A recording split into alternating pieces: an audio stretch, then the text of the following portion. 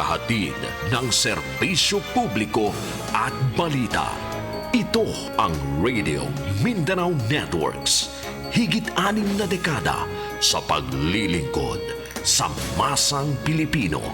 Sa Metro Manila, ito ang DZXL 558 Radyo Trabaho, ang inyong gabay sa hanap buhay.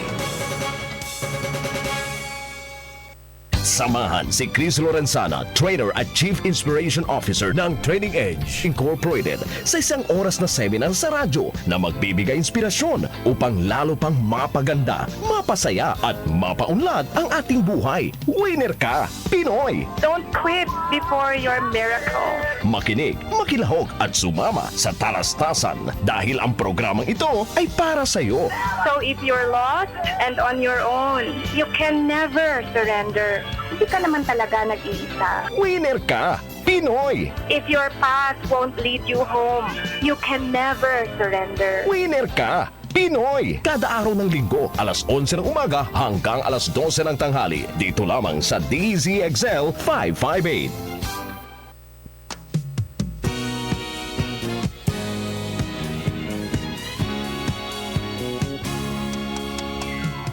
Happy Winner Ka Pinoy Sunday, everyone! Welcome to Winner Ka Pinoy. Sana ay pinamagwakas itong awit ng pag-ibig. Awit natin ay wag na wag mong kalimutan. Kumusta kaibigan? Sana ay nasa maayos kang kalagayan. Ganun na rin ang iyong mga minamahal. Ayan, napakaganda po ng ating pag-uusapan ngayon. Today is October 6, 2019. 80 days before Christmas. Can you imagine that? Ang bilis po talaga ng panahon, ano po? Ayan, sasamahan niyo po ulit ako ng isang buong oras. Sa isang buong oras. Lawakan, kaya't sa ating awit tayo ay magbigaya. Awitin. Binabati ko po lahat ng aking mga bagong tagapakinig at yung mga sumusubaybay sa inyo through YouTube streaming. Thank you so very much. I really appreciate it. Dumadami na kayo. Ayan. And I may not be able to greet you all, but I really thank you. And I greet you all a wonderful, wonderful Sunday.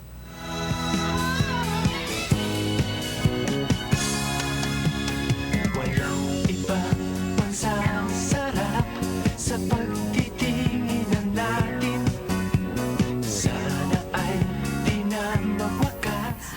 Dear friends, ang ating topic ngayon ay napakaganda. I think it's very relevant. And I think what I like most about our topic today is that it will enhance our happiness. Ayan, kasi mahalaga po talaga lagi yan. So, ang inspirasyon po sa topic natin ngayon ay galing sa isang texter na si Darlene. Sabi niya, "Hi Cris, I'm a follower of your very inspiring Sunday program, Winner Ka Pinoy.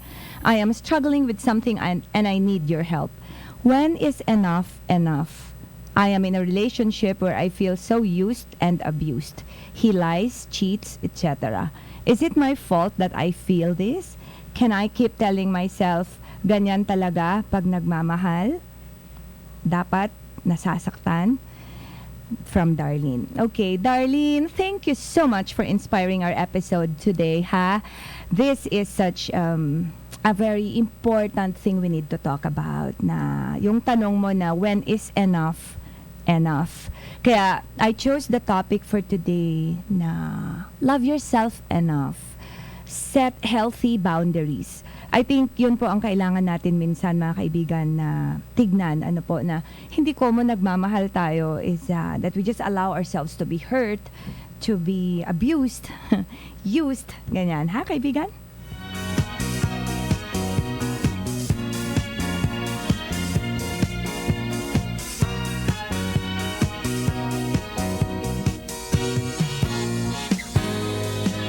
Samahan niyo po ulit ako. You may send me your messages through our text lines Globe 0966-763-2473 or Smart 0921-431-1044. Ang bilis ko pong sinabi. Ulitin ko po Globe 0966-763-2473 or Smart 0921-431-1044. At kayo po na mga nakakaalam na ng aking number, you may also send your messages to my personal number. Please don't call me 0920-922-9462.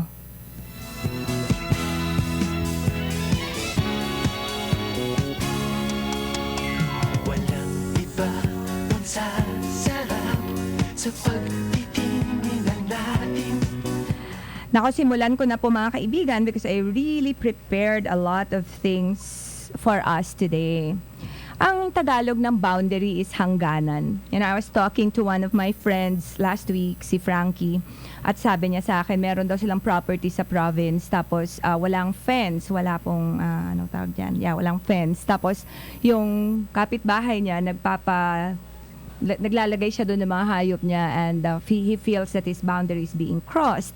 So tama naman yun. Kasi nga di po ba kaibigan, igalang dapat natin ang hindi sa atin. Ayan. So we decide today, where do we draw the line? Hanggang saan ba ang hangganan natin dapat? Tayo ay magbigaya. Awitin mo at isasayaw ko. Awitin mo at isasayaw ko. Kaibigan, minsan may nagsabi sa akin na challenge ako actually because it was in a seminar and I said actually it's important for us to set boundaries. Meron dapat tayong mga bagay na hindi natin pwedeng i-tolerate kasi it just runs against our core values or the things that are non-negotiable for us. Tapos sinabi niya sa akin na, but you keep saying that you have to be light, be love, ganyan. Kasi yun nga po ang sinasabi ko sa akin libro and he has read my book at sabi niya, doesn't that run counter to what you say that you have to be love, be light? Okay, I need to clarify myself, dear friends, kasi ayokong contradictory yung message ko na sinasabi kong magmahal tayo and love always wins. Lagi niyong naririnig sa akin yan. And then at the same time, sasabihin ko na love yourself enough and set healthy boundaries. Okay. So sana mga kaibigan, as I go through the program, mas maintindihan ninyo yung point na when we set boundaries that people shouldn't cross, it doesn't mean that we no longer love. Pwede pa rin naman po tayong magmahal ng buo, di ba? Nang hindi tayo I'm running out of words to describe this way.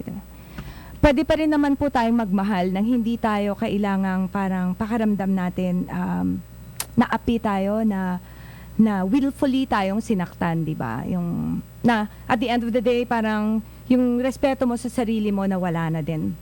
I think the healthy kind of boundary we're talking about preserves that kind of love for yourself, your self-respect, your self-love. Ayan, mga kaibigan? Awit natin ay wag mong kalimutan. Pangako ko naman na lagi ka pakikinggan. Kaya when is enough enough? Actually malalaman mo yan And as we talk about our episode today, our topic today, sana maintindihan mo sa sarili mo na the very important barometer is always how you feel. Kapag hindi ka na masaya, if you don't feel good, something is not right.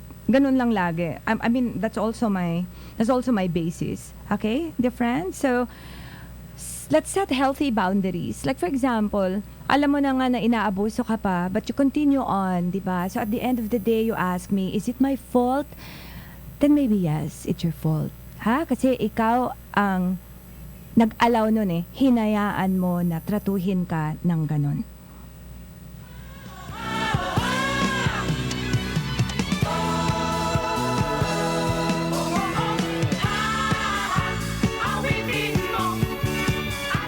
Dear friends, when we set boundaries, healthy boundaries, hindi tayo nagdadamot. Okay? May mga times kasi nasasabihin sa akin na, Chris, isn't it selfish na alam mo naman na kaya mong ibigay, kaya mong gawin, pero hindi mo ginawa? Ang point ko lang doon kasi, kaibigan, is that sometimes we need to help others stand on their own. We need to help others be on their own para matuto sila. So if we keep, doing things for them, at wala nang boundary yung pagbigay natin minsan, yung pagpapautang natin, for example, kayo na nagrereklamo sa akin na you haven't been paid for so long, tingnan mo, masama pa rin ang loob mo because your trust has been broken. Diba? So sana, kaibigan, when we speak of boundaries, speak of healthy boundaries that will nurture your heart, your soul. At kung may mga tao na hindi tanggap yung boundaries na sinet mo, pag hindi tinanggap yung boundaries na sinet mo for yourself, then maybe they do not belong in your life. Okay, dear friends? Nako, ang dami kong inihanda today kasi sabi ko, I'm going to really give this text of Darlene the importance it deserves. Kasi, Darlene, it takes courage for you to send me this message para sabihin mo sa akin na I'm struggling. Mahirap mag-struggle, I understand that. And I think you're referring to your boyfriend or your husband. Hindi mo sinabi, but you just said you're in a relationship where you feel so used and abused.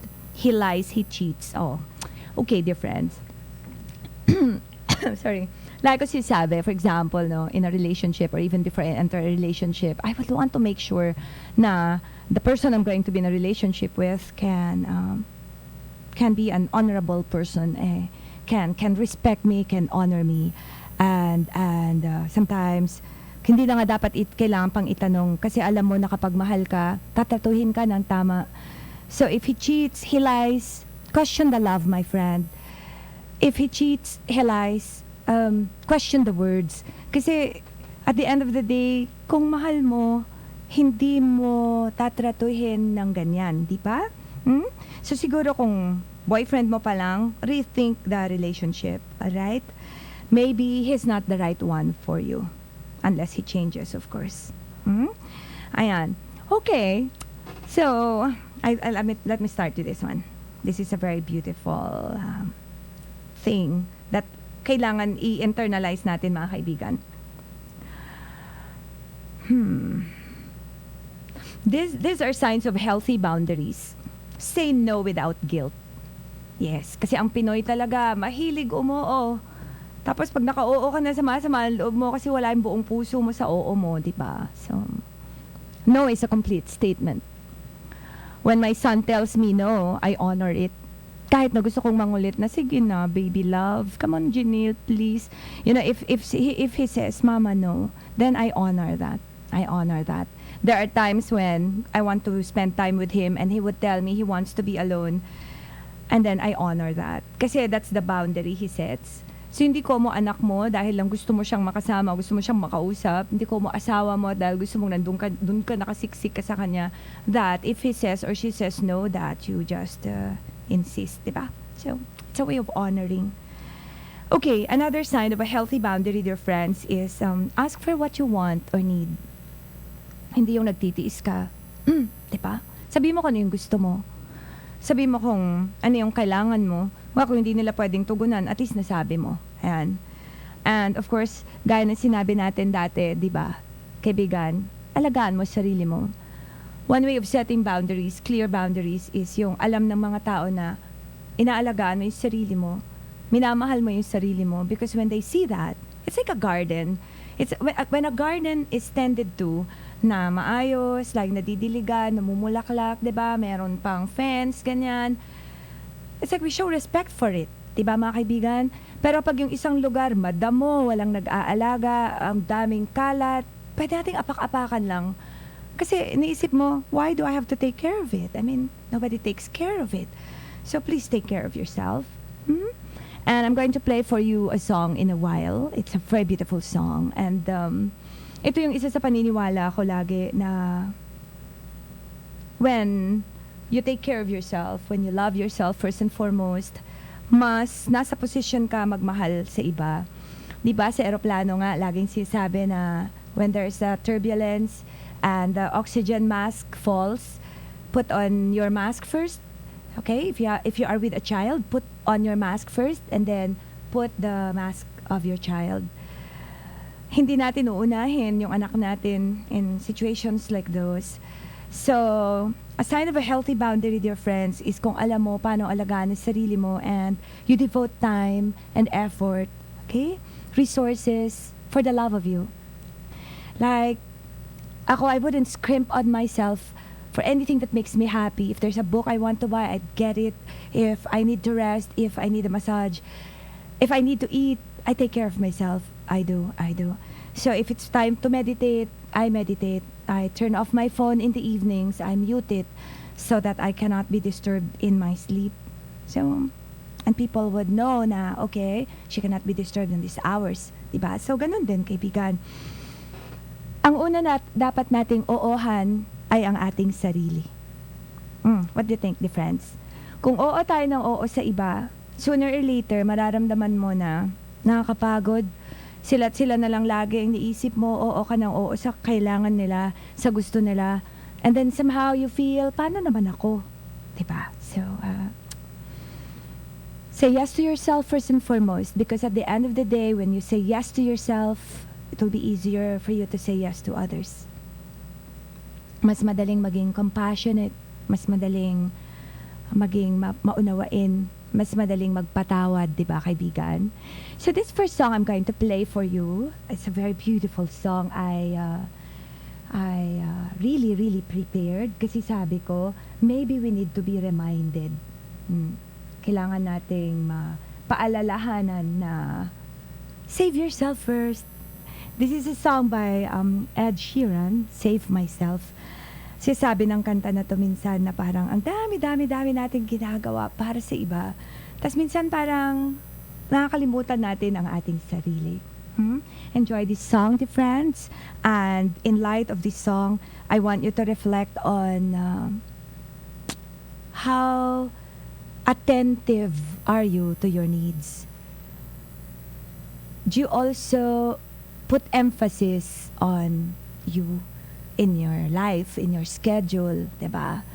In the division of your resources, gaano kalaking parte ng buhay mo ang napupunta para sa'yo, para sa pag-aalaga mo sa sarili mo.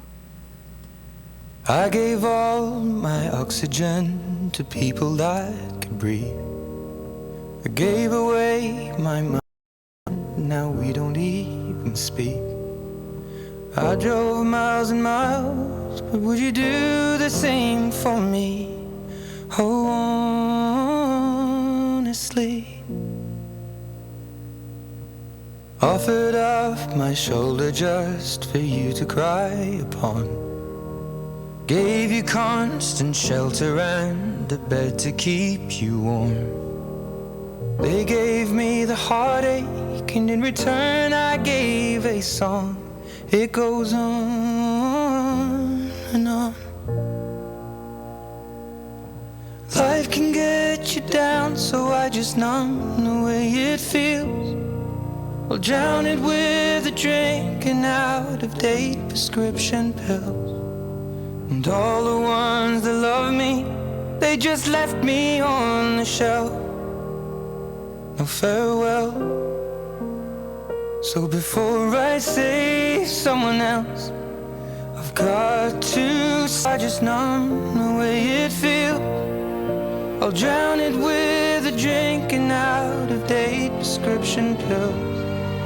And all the ones that love me, they just left me on the shelf. No farewell. So before I save someone else, got to save myself. But if I don't, then I'll go back to where I'm rescuing a stranger just because they needed saving, just like that. Oh, I'm here again, between the devil and the danger. But I guess it's just my nature, my dad was wrong, 'cause I'm not like my mom. 'Cause she just smiled and I'm complaining in a song. but it helps. So before I save someone else, I've got to save myself. Life can get you down, so I just numb the way it feels. We'll drown it with a drink and out-of-date prescription pills. And all the ones that loved me, they just left me on the shelf. No farewell.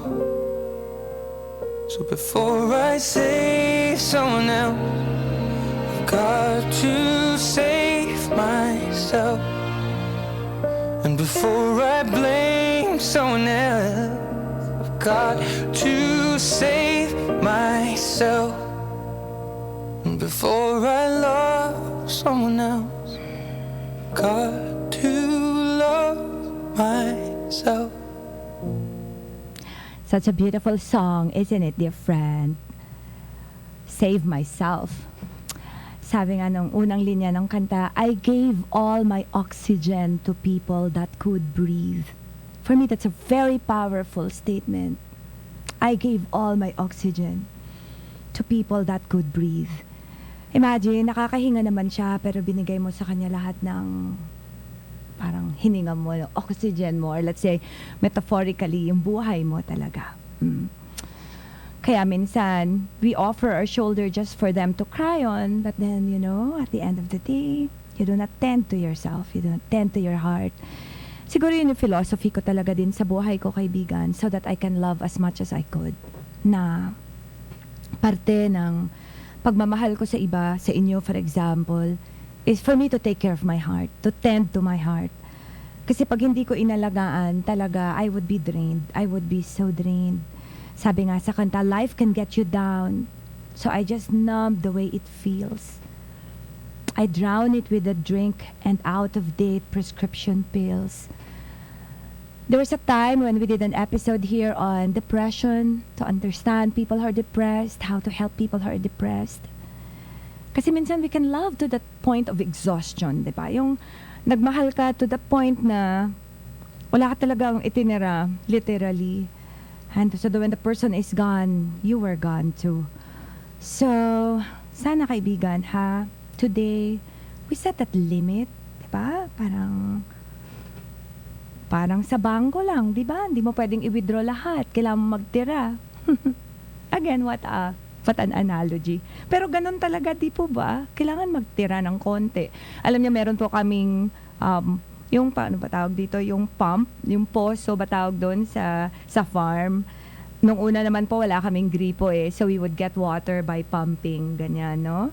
And there was a time na parang wala ng tubig na lalabas talaga. So what we needed to do was kailangan maglagay muna ng tubig, like mga dalawang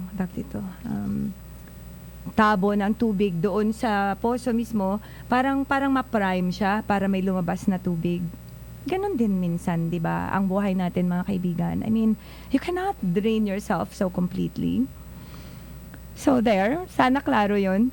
Kaya, sa'yo, what's your name again? Sa'yo, Darlene. I know you're tuning in because you told me you'll tune in today. I'd like to share with you what Henry Cloud said. Sabi niya, boundaries define us. They define what is me and what is not me.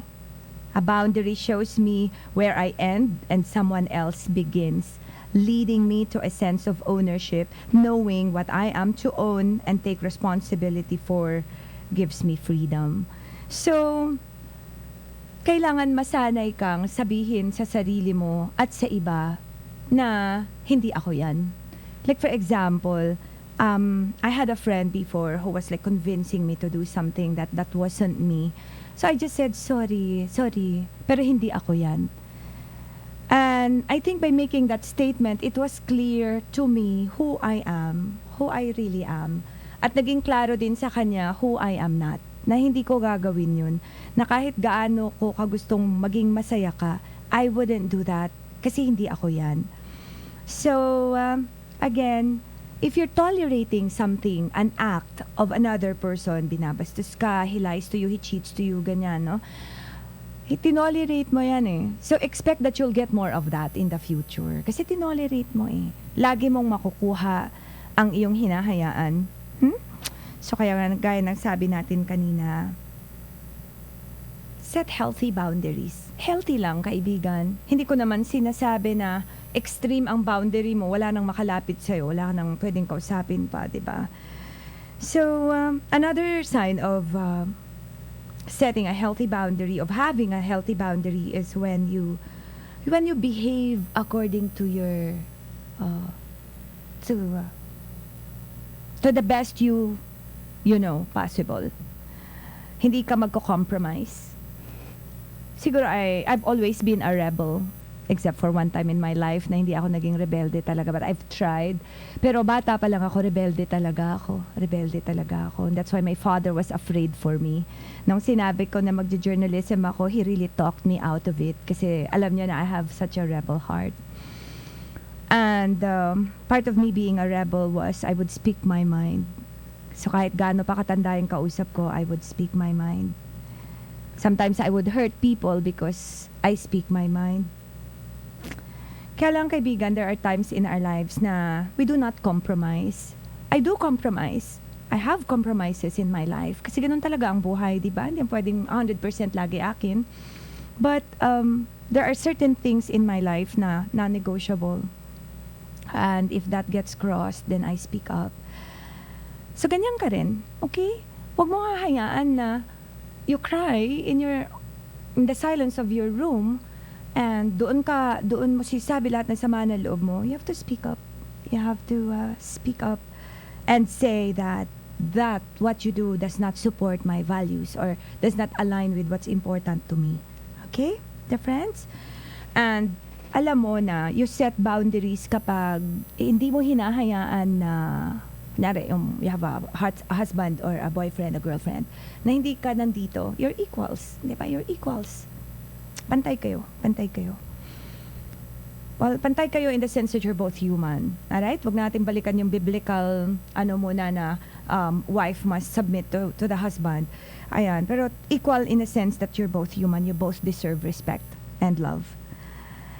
Okay, dear friends? Nako, and then take responsibility for your own happiness. Marami sa atin minsan na inilalagay natin yung saya natin sa iba. Parang iniaasa natin sa kanila. So tuloy, parang nawawalan ka ng boundary, you know why? Kasi pag hindi ka niya napasaya, parang ang lukot-lukot mo na, no? Tapos sasabihin mo na, oh, you don't make me happy anymore. When that happens, parang, why? Tanungin mo sarili mo na, bakit ko iniiasa sa tao na to ang aking saya? Diba, dear friends? You have to take care of your own happiness. Let others complete your happiness. Andyan sila to complete it, to enhance it, to add to it. Yun lang. Pero on your own, like pag naiwanan ka, for example, in a place, kaya mo pa rin sumaya. Diba? Ayan. And another also that is so important, I think, is, kung hindi mo iaasa ang saya mo sa iba, kailangan, wag mo ring hayaang yung iba iasa sa'yo ang saya nila. I do not feel comfortable with that burden. Hindi magandang pakinggan na ikaw lang ang saya ko. Paano pag nawala ka? Paano na ako? Diba, kaibigan? There's no boundary there. It's not a healthy boundary. It's a time when you would realize na, oops, asa na yung ako? Asa na yung siya? Like kung sinasabi dati when I was still so actively doing things for people with regard to relationships, sabi ko, hindi ka pwedeng magtanim ng 2 puno na malaki, nara tree. You cannot put them side by side. Diba? Kasi pag pinagtabi mo ang malalaking puno, there's no space for them to grow. And if one grows, pag nauna siya, di wala na, makakain niya na yung space ng isa, and the other will either dwarf or will either, die. So kailangan talaga, kaibigan, there's a space in our togetherness. There's a boundary in our togetherness. Parang sa farm namin, merong boundary. tawag nga ng mamang ko doon, mulihon, ganyan. So there were times she would bring me to our farm, tapos sasabihin niya sa akin, yun yung boundary na yan, yun. Tapos sasabihin niya sa akin, ito yung mark ng hanggang dito yung sa atin, ganyan. So, it tells me na, okay, beyond that, we respect kasi hindi na yan amin. In here, we can do anything we want kasi this is ours, diba? So, ganun lang din yun, kaibigan. So ituro natin din sa ating mga anak na igalang ang boundaries, ang limits ng kung ano yung pwede nilang gawin. Okay? Yan, in that way, at least matuturuan natin sila that when they grow up, they would be they'd be more responsible, they'd be happier as individuals. Ayan, let me just finish this part before I play for you another song. To have a healthy boundary, I think you have to listen to what you feel. Listen to what you feel. Pag hindi okay sa pakiramdam mo, ibig sabihin, hindi okay. Tingin mo, kaibigan. Do you agree with that? Pag hindi okay sa pakiramdam mo, ibig sabihin, hindi talaga okay. When you feel disrespected and then there's that feeling of heaviness in your heart, alam mo na may mali, may na-cross, di ba? Diba? Parang pag may sinabi sa'yo na hindi maganda, alam mo it stays there, di ba? Iisip-isip mo pa din kasi alam mo na, may hindi maganda doon Parang merong hindi maganda doon sa sinasabi niya or doon sa sinabi niya. So, listen to your heart. It knows. I included that as a part of my book, Listen to Your Heart, It Knows, because ganun din ako. I would always listen to my heart. For those of you who have a copy, it's on page 83. Sinabi ko dito na, how do we know if we are on the right path, if we are doing the right thing, if we have set our goals correctly? My guide has always been my heart. When I do the right thing, I feel right. I feel good. I feel at peace. If not, I feel an unmistakable sense of sadness and disappointment. Diba? Totoo naman yun, kaibigan. Pag alam mo na merong kang hindi ginawang tama, malungkot ka. So, ganun din yun. Pag merong hindi ginawang tama sa'yo, malungkot ka din. Mabigat din ng dibdib mo, ang puso mo. Ayan. So, that's why, dear friends, listen to your heart. It knows. Sinulat ko sa ating libro na after much reflection for this chapter, napakatalino ng ating puso. Kahit na pa magsinungaling ang isip, na tama ang ating ginagawa, na dapat lang, na wala tayong kasalanan, lagi pa ring mananaig ang kahusayan ng ating puso upang ibalik tayo sa landas na masaya, malaya at payapa. Ganyan din tayo kamahal ng ating puso. Ganyan tayo kamahal ng ating Diyos na piniling sa puso natin manirahan. Diba, kaibigan? So I hope that you listen to your heart, dear friends. And I hope that you tune in to your heart. Kasi malalaman mo na nawalan ka na ng boundary. I mean, wala na. Kinross na nila lahat yan. Okay? Kapag hindi ka na in tune dun sa nararamdaman mo.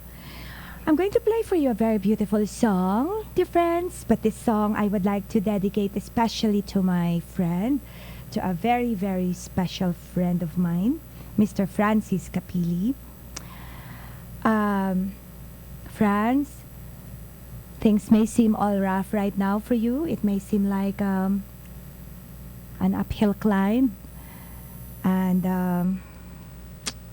well, remember that rough seas make skillful sailors, and you are more than skillful.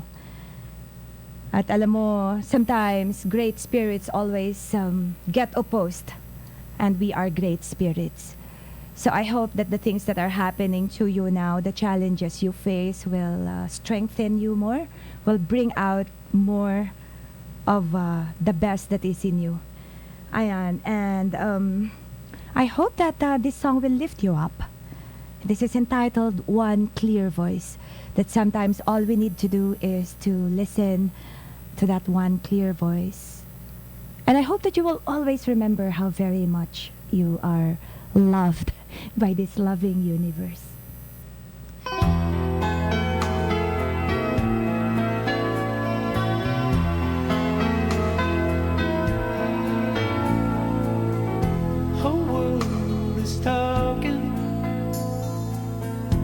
drowning out my voice.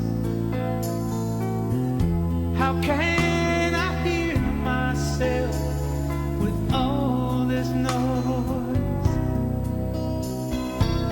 But all this confusion just disappears when I find a quiet place where I can hear one clear voice calling out for me to listen. One clear voice whispers words of wisdom. I close my eyes till I find what I've been missing. And if I'm very still, I will hear one clear voice.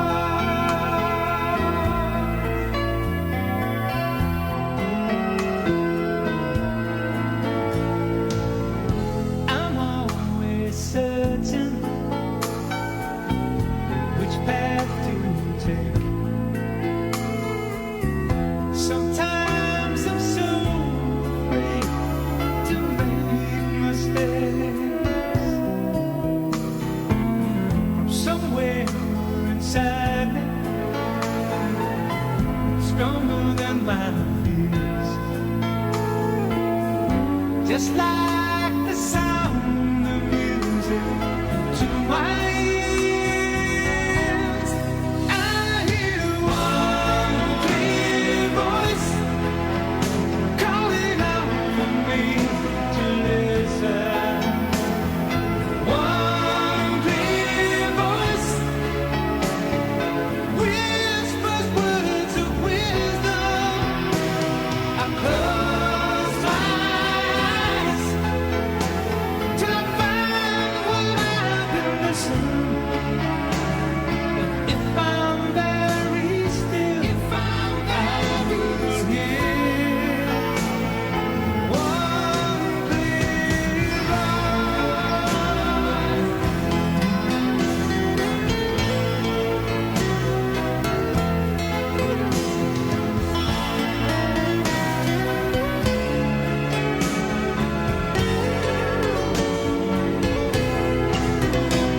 I close my eyes till I find what I've been missing. And if I'm very still, I will hear one clear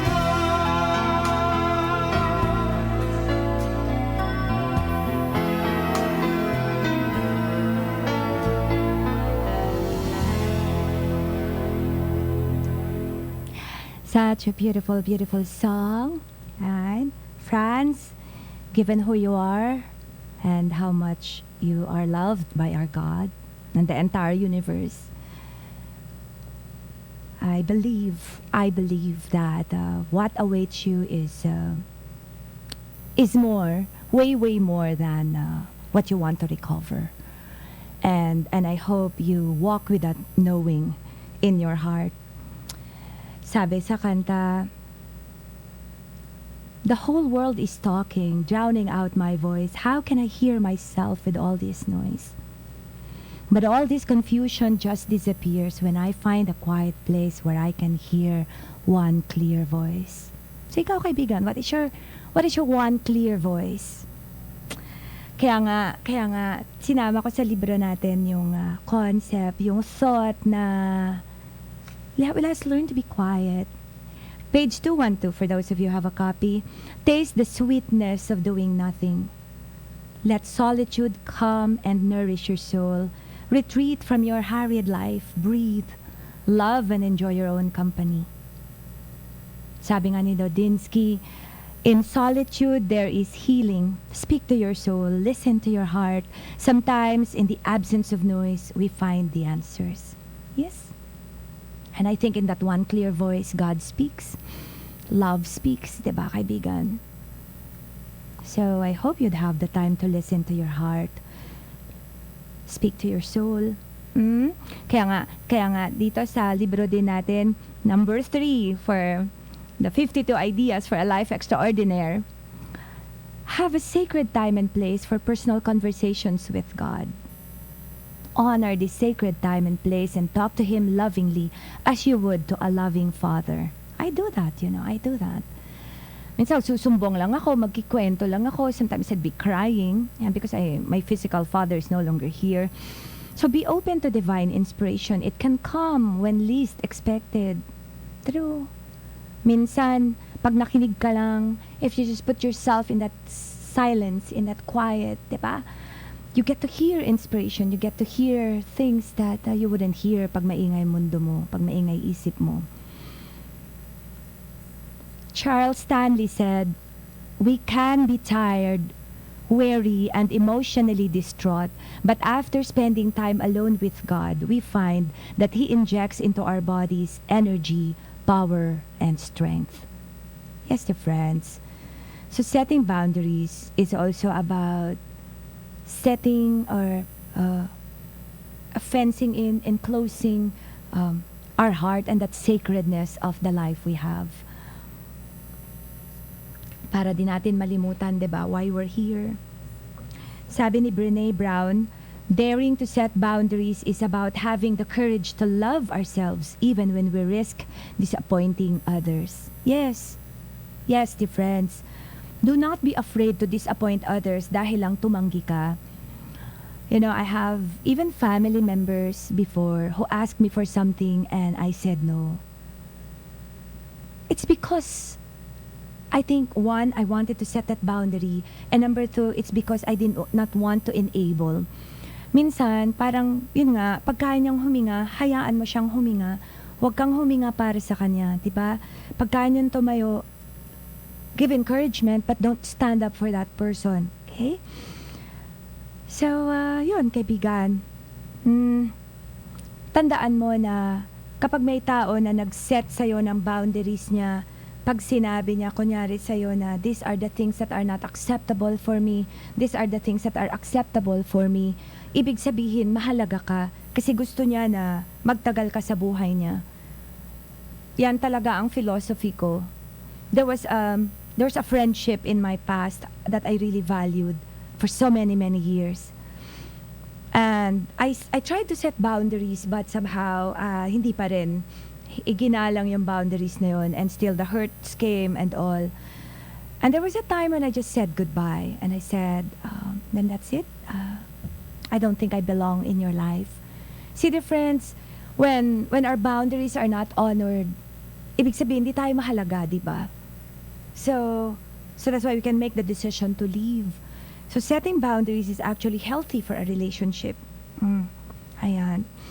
Okay, ang dami kong pin-repair. So, dear friends, yun lang. Love yourself enough to set boundaries.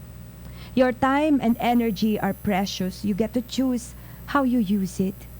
You teach people how to treat you by deciding what you will and will not accept. Sabi yan ni Anna Taylor. Beautiful. Love yourself enough to set boundaries. Not everybody should have access to you or your time or your energy. Diba? Parang tayo, kaibigan, diba? Who has access to our lives? Who has access to our time and our energy? Yung mga taong mahalaga lang sa atin, diba? Yung mga taong mahal natin. Kaya nating pumili kung paano natin gagamitin yun. So, turuan natin ang iba how to treat us. By letting them know and understand kung ano yung katanggap-tanggap at hindi sa atin. Alright, the friends?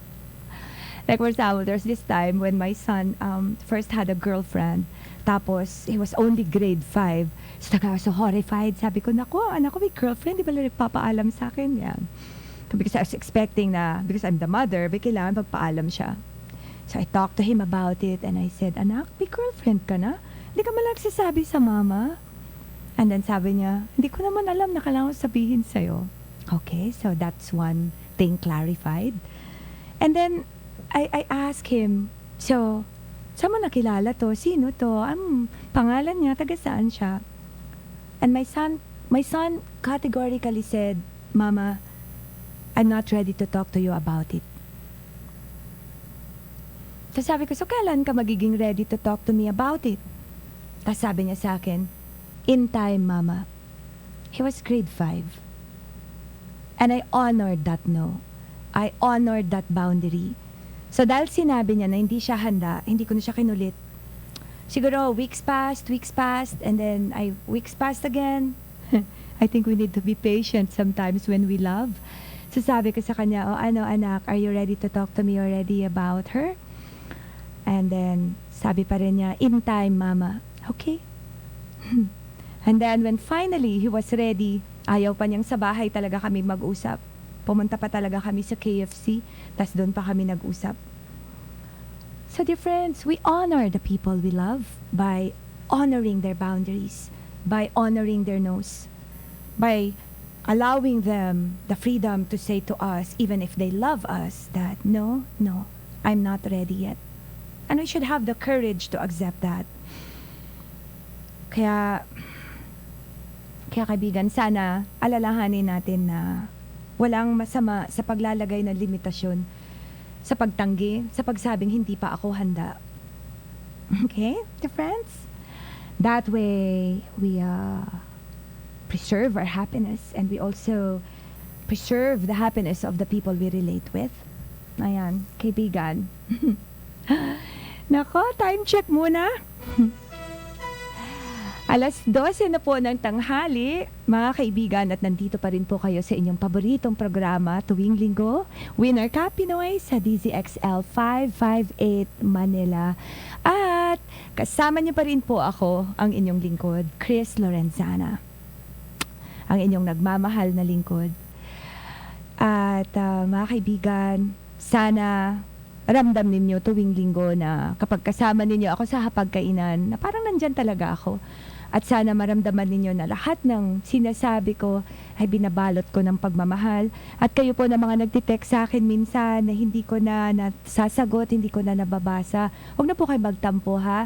Know that I feel your love. That I do feel your love.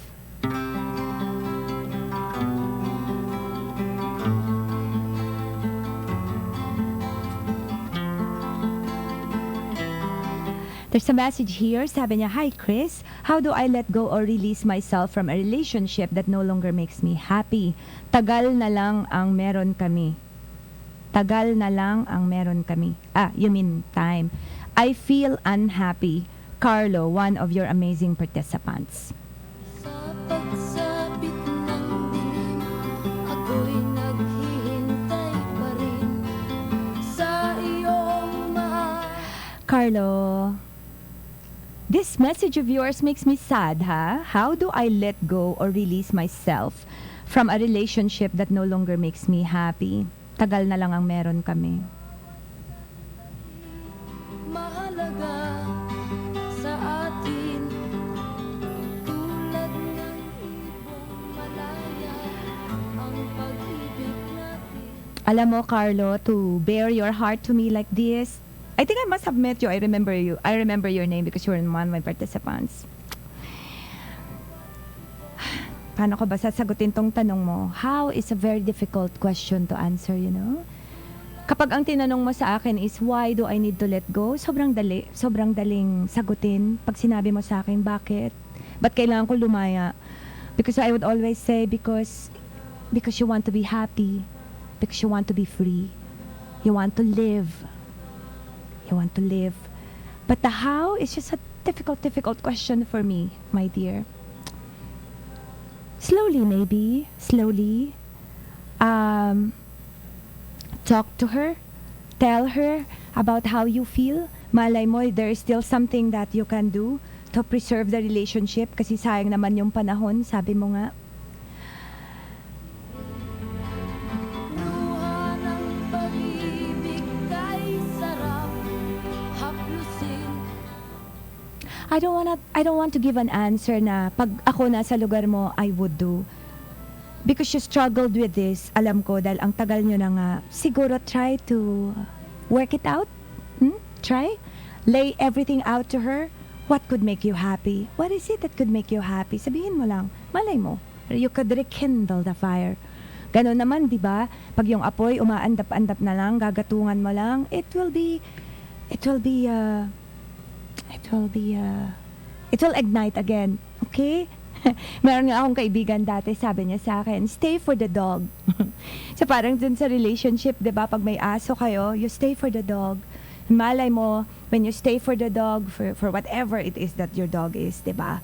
Na for the memories or whatever, malay mo, then you can actually bring back to life your love. Malay mo lang, pag ginawa nyo na lahat at ayaw pa din, then my friend, have the courage to say goodbye.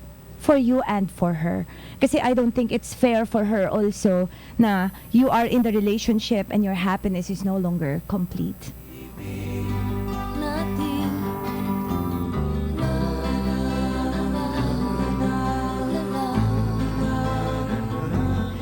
Sana nakatulong yan, ha, Carlo? Ayan, there's a message here from Mrs. Salve de Torre. What a beautiful topic today, Cris. Winner ka talaga. Tama ka. Kailangan may boundaries para mas masaya ang pamumuhay. God bless. Thank you. Thank you very much.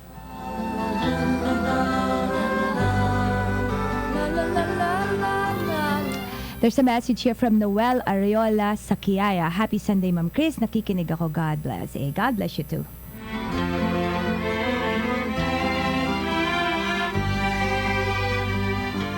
And there's a message here, maraming salamat po sa mga payo at mga nalaman at natutunan ko sa programa ninyo sa DCXL 558. I admit all the time that God is good. True po lahat. Maraming salamat po. You did not mention your name. Sayang. Thank you very much for your message. Ayan. And LV, thanks for listening. Di ko nababasahin. Sabi ni Tita Vicky Clemena, do not lose sleep to somebody who doesn't dream of you. Love ya. Thank you po. O nga naman. That is really nice. And from Dr. Echel Villanueva, in life, God has given us 3 time frames. Yesterday is history. Tomorrow is a mystery. Today is a gift. That's why it's called the present. Enjoy and relish your life today. Good morning. I love you. Thank you so much, Tita Doc. I love you too. I love you too. Ayan, there's a message here. One more. Let me just finish this before... Naku, patapos na naman po tayo, mga kaibigan. Wait lang. Ang hirap po talaga minsan i-squeeze in lahat po ng inyong mga messages. Pero... Sabi dito, Ma'am Cris, salamat sa napakagandang topic. Kapag ba sa harap ng ibang tao, binabastos at pinapahiya ako ng boyfriend ko, anong dapat kong gawin? Nasasaktan ako pero takot akong magsalita kasi baka iwanan niya ako. I'm 20 years old. From Confused Girl. Tahimik, ako'y nakikinig sa awit ng hangin. Habang kayo'y hinihintay na sana'y dumating bago magdilim. Confused Girl, tingin ko nasagot ko na yung tanong mo kanina. Na pag mahal ka, hindi gagawin sa'yo yan. Pag ang tao minamahal ka, iginagalang ka, nandyan ka man sa harap niya o wala. Parang ako, if there's somebody I love, nandyan man siya sa harap ko o wala, I would honor him. Ayusin ko yung kilos ko. Magiging proud siya sa akin kahit hindi niya ako nakikita. That's how I would want to love. So kung ikaw, harap sa harap mo mismo, binabastos ka, what does that say about the love of that person? I don't think he loves you, my dear. Napakabata mo pa, ha? Napakabata mo pa. Kung ganyan siya, I don't think he deserves you. At huwag kang matakot na iwanan ka niya. Actually, well, if I were your sister or your mother, I would say leave him. Leave him. Because he does not deserve you. Habang kayo'y sinisintay na tayo'y pag-ibig. A message here. Good morning po. Ma'am Cris, kumusta po? Nakikinig kami sa programa mo. Pakibati mo po kami. mo po si paring Bong Tabera. Birthday po niya ngayon. Happy birthday, Bong Tabera. 37 years old. Salamat po. Thank you, Kuya Arnel Villanueva. Nice. Tungan niya'y pangako ng iyong pagbabalik.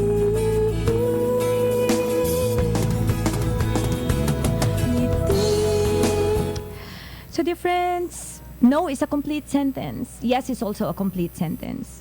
Huwag tayong mag-negotiate sa sarili natin. Pag inuohan mo ang sarili mo sa pagmamahal mo sa sarili mo, it has to be 100% yes. Do not allow anyone to disrespect you, to mistreat you. Especially if they do it willfully. Yung sinadya nila siyang gawin. 'Di ba? Kaibigan, para sa akin, mas magiging matagumpay ka pag alam mo kung ano yung dapat mong oohan at kung ano yung dapat mong hindian.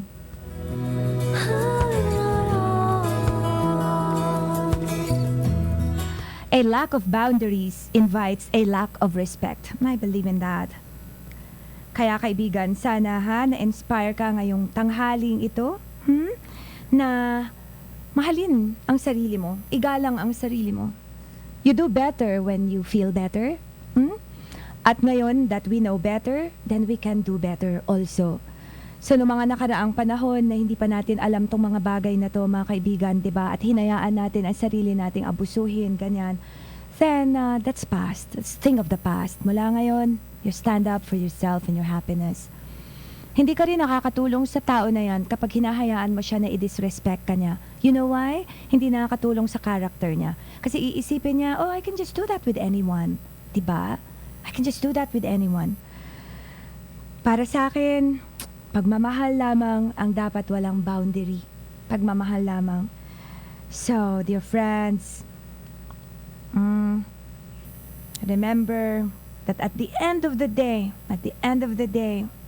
we are meant to be happy. We're meant to love more and to be loved. So, kasama lahat yun doon.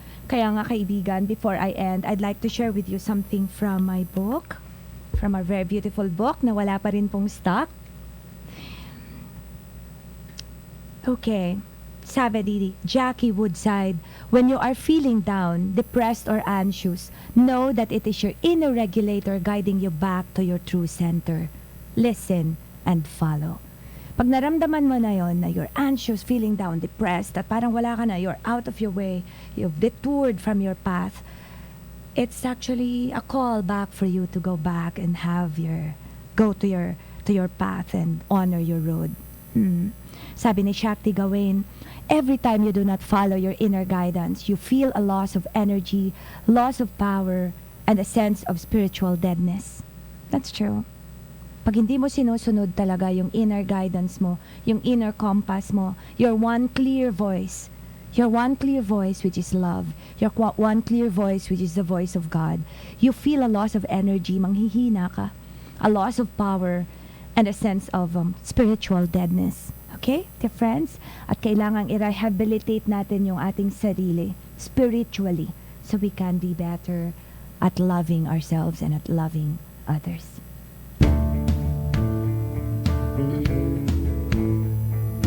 Tapos na naman po ang ating isang oras, kaibigan, at maraming salamat po sa inyong pagsama sa akin.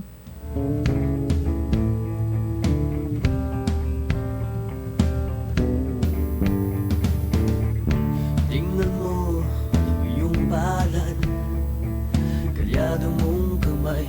Huwag po tayong matakot sa iisipin ng iba, sa mararamdaman ng iba, kapag tayo ay nag-set ng limitasyon sa maaari nilang gawin sa atin, kaibigan. Huwag. Because at the end of the day, gusto din nilang mangyari yon sa sarili nila. Diba? So at the end of it all, love yourself, set healthy boundaries.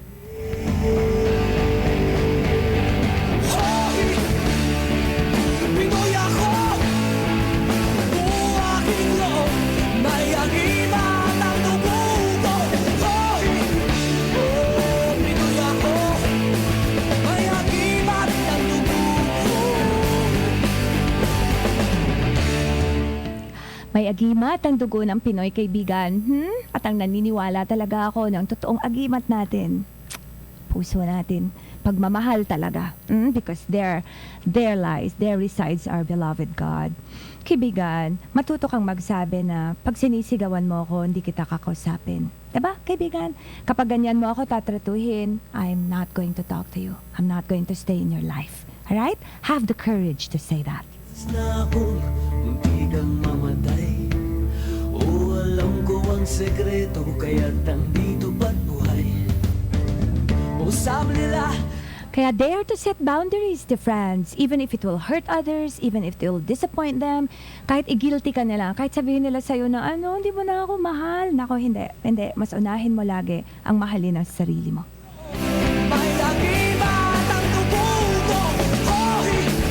Oh, Pinoy ako.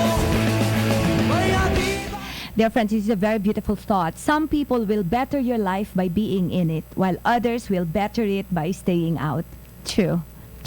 Matuto tayong palayain yung hindi tayo inirerespeto at ginagalang ng totoo.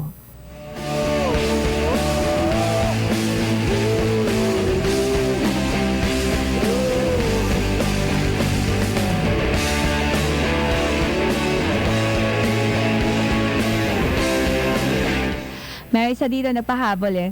I-abridge ko na lang yung message niya. Parang sabi niya kasi ayaw niyang mag-set ng boundaries kasi gusto niya na pag nagmahal siya buong buo, 100%. Okay, before I end, I just want to focus on that a little bit, my friend. Ako din naman, gusto ko na pag nagmahal ako buong buo. Pero hindi ibig sabihin na pag nagmahal tayo ng buong buo, hahayaan natin yung ibang tao na tratuhin tayo the way they want to treat us. Ang point ko lang is that when we love, we attract that same kind of love. And at the end of the day, it's healthy for both of you that there are boundaries. Pinoy ako. O aking Lord. May lagibat ang tubo ko. Hoy! Oh, Pinoy ako. May lagibat ang tubo ko. I think this is a very nice parting message. My boundaries communicate what I want and what I do not want in my relationships. They are never an attempt to control anyone but myself. That is so true, dear friends. That is so true. That is so very true.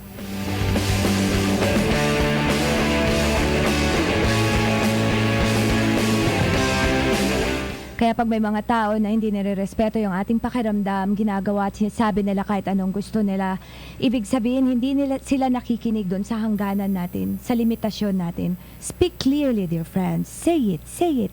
Sabihin mo, nasaktan ako sa sinabi mo. Say it. Because by saying it, by communicating it, you will be able to make them hear, make them listen. Ayan. At nako mga kaibigan, sabayan nyo na po ako. Sikapin po nating maging isang tunay na Pilipino sa isip, sa salita, at sa gawa. At huwag mong kakalimutan kaibigan ha, winner ka, Pinoy. Sumainyo ang isa na namang makabuluhang palatuntunan sa radyo. Winner ka!